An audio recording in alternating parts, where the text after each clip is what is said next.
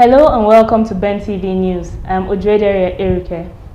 President Goodluck Jonathan will convene an international conference aimed at facilitating financing of power infrastructural development in Nigeria. The conference is aimed at augmenting the efforts of the private sector, which recently took over the electric power generation and distribution assets of former Power Holding Company of Nigeria, PHCN. In a release made available to Ben Television, the conference is to facilitate interactions between the new investors and the local and international financial institutions to explore the available opportunities in meeting the capital expenditure needs of the Nigerian power sector, to support the creation of a sound economic expansion framework that will enhance performance across the power sector value chain, also to provide the enabling environment for potential investors in the power sector to refine their entry strategy into the Nigerian power sector, among others. The chairman of the organizing committee, Godnozi Gali, called on prospective investors and financiers to participate in the conference, which will afford them the opportunity to physically sight and comprehend the magnitude of emerging opportunities in the Nigerian power sector. The conference is scheduled to hold on Monday, February 10, 2014, at the State House Banquet Hall, Aso Villa, Abuja. The Minister of Power, Professor Chinedu Nebo, has assured Nigerians that all construction activities on site have since commenced in earnest with the execution of China Exim Bank loan for the project. Speaking today at the inauguration of the Zungeru Community Relations Committee, Professor Nebo said a foreign company has completed construction design and drawing, topographic survey drilling works, and subsurface investigation. Nebo said the International Renewable Agency, an intergovernmental organization supporting countries in the development of sustainable energy future, indicates investment cost for large hydropower range of about $1 million to about $7 million per megawatt. He said the committee is expected to provide hand-on platform and a one-stop point for resolution of all communities-related issues. The minister charged the committee to operate with a 5-point term of reference assignment. On his part, chairman of the committee, Issa Jibrin, assured the government of their willingness to serve with utmost sincerity, saying the committee will key into the transformation agenda of Mr. President in providing more electricity for Nigerians, just as he assured that the committee will be guided by the terms of the reference handed down to them by the minister. The 2014 appropriation bill has scaled through second reading on the floor of the Nigerian Senate. It will be recalled that the Minister of Finance and Coordinating Minister of Economy, Ngozi Okonjo-Iweala, laid the 2014 budget estimates separately before both chambers of the National Assembly before the end of 2013. Correspondent Muyiwa Bamidele concludes the report. For more than 2 weeks, the 2014 appropriation bill has caught the attention of the Nigerian Senate.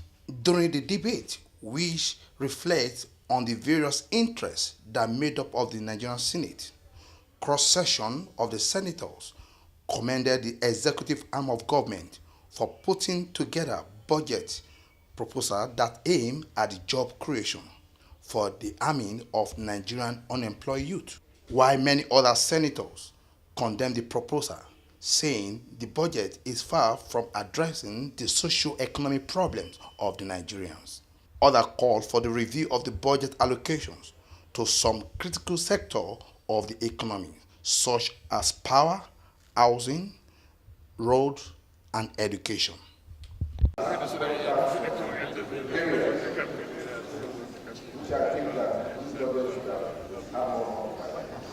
power, works, agriculture, the president, you know that we're supposed to have a lot more in front. This is 6.6 billion. And that was what we're going to make. Again, our upcoming election, Mr. President, the 45 billion is being allocated. We want to have a credible and meaningful election. We should look at this as a case. No difference from the business themselves. Having said that, Mr. President, I think the fundamental issue of our budget is its size. Senator Sekibo compared our budget to that of, mentioned that of China, UK, and US. And I think that's where we need to focus our mind on, because in passing the Fiscal Responsibility Act, maybe we gave away powers that we should have reserved, because budgeting is a yearly exercise that should take cognizance of development within that period. So by limiting they did that proposal and come up with the final document. So it's on this note that I'm happy that we're referring this to our committees to now have a critical look at the budget and see areas of waste and use whatever money we can save from there to fill in the gaps in those other areas that are neglected. So I'd like to appeal that we devote sufficient time in dealing with the budget. So on this note, I'm going to put the question. Those who support that this bill be read can say aye. Aye. Those are just saying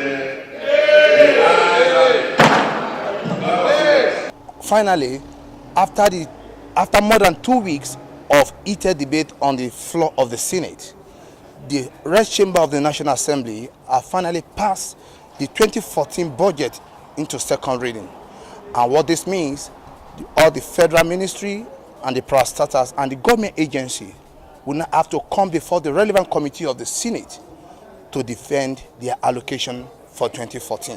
From National Assembly, Muyiwa Bamdele, Ben Television.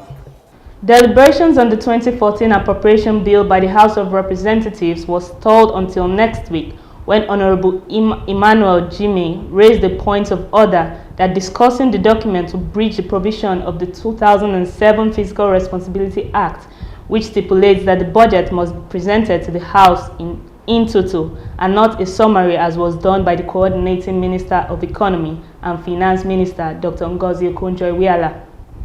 He said a sign that the bill seeking for an act to authorize the issue from the Consolidated Revenue Fund of the Federation, the total sum of 4.64 trillion naira, would not scale through second reading. And we submit with the greatest respect that where the law is clearly being breached, this Parliament cannot and we must never accept the breach of our law, especially when it is a law that has been passed by this particular Parliament. And the clear urgency of the moment is that this particular budget presentation has breached our laws. And we submit with greatest respect that this National Assembly, this House of Representatives in particular, must not hold the line of encouraging the executive arm of government to continue with impunity and to breach our laws. Countering the order raised by Honorable Jimmy, Honorable John Eno from Cross River said there is no breach of any law whatsoever by the Coordinating Minister of Economy. Honorable Speaker, the point of order that has been raised by my colleague over matters of estimates of statutory corporations and inferring that what has come are breach versions of those estimates is not enough, basically, to stop the consideration of this budget in terms of the second reading. And by the way, sir, the budget of any country, and in Nigeria's budget is the most important document. It's not a matter of convenience, sir. It's not a matter of convenience, and I disagree with it, sir. It's the most important document. In the course of our session, we're going to pass various bills into laws. There is none that is going to be as important, as significant, and as affecting in terms of the lives of our people that we represent. So I disagree. It's not a matter of convenience, it's a matter of importance. And I think that the second reading and the debate in terms of the estimates should go on, because they have breached estimates of corporation budgets will be attended to the various standing committee to call for more information. Speaker Aminu Waziri Tambuwal, however, has raised the six-man committee to advise the House on what path to follow in considering the budget within 24 hours. But because of the sensitivity of the matter at hand and the need for us to get more information, that's why I yielded the floor to the Chairman House Committee on Appropriation. Let us not lose sight of the fact that what Honorable Jime is raising is a matter of kind of a point of law, whether there has been compliance with a particular provision or the provisions of Fiscal Responsibility Act. And Chairman House Committee on Appropriation, who ordinarily is in charge of the receipt and distribution of the budget estimates, has alluded to the fact that in his own opinion, the requirement of law has been met. Now, I will beg of you, and I will announce their names so that people can get their names and know the persons I'm talking about, that will look at this issue and advise the presiding officer accordingly.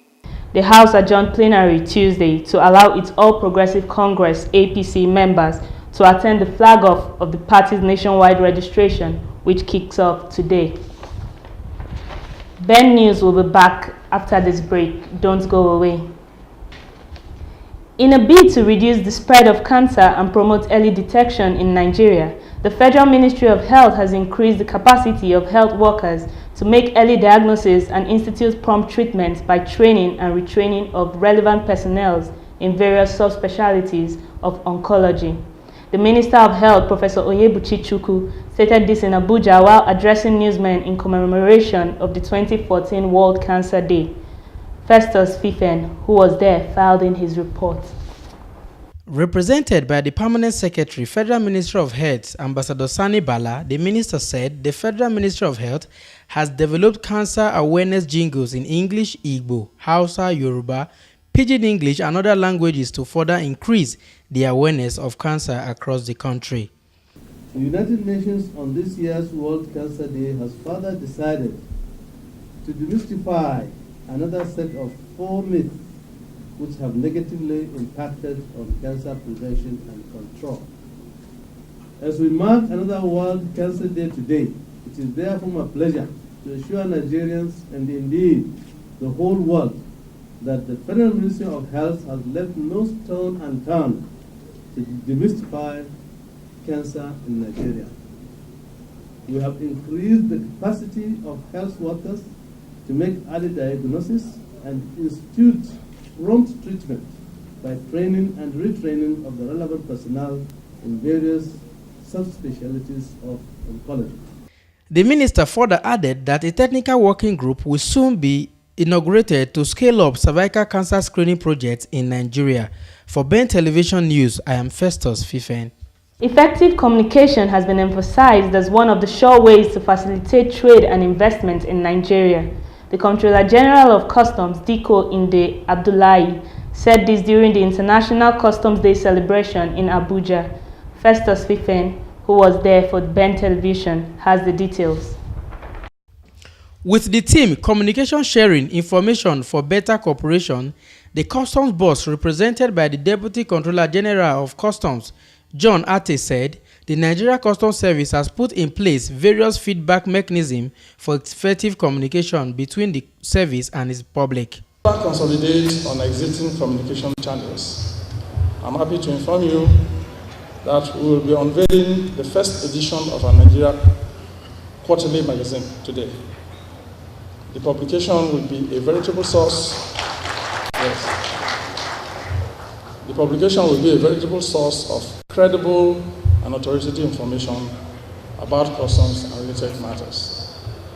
With renewed focus on communication by the WCO, I urge all zonal coordinators, area controllers, and heads of units to ensure that all channels of communication for internal and external information are explored and utilized for greater mutual. Delivering a lecture on the theme of the International Customs Day, Dr. Manasseh Jatau, a retired Deputy Controller General of Customs, emphasized the compelling need to communicate, noting that the understanding of the target audience will help in the coding of the message.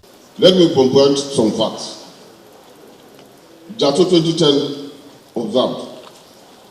As organizations continue in their attempt to communicate with staff, departments, clients, members of the public, and the government, great care must be taken to identify the type of information to be passed so as to know the appropriate communication to be used. The theme this year is communication. As you can see, Customs has gone very far in communication through the use of trade facilitation, PAR, and other instruments to get what we are doing across the public.